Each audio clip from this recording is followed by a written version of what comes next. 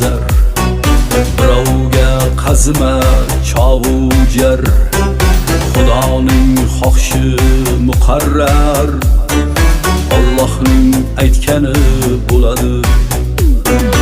Ezgulik bo'ladi ijobat, sababsiz chaqmaydi hasharat.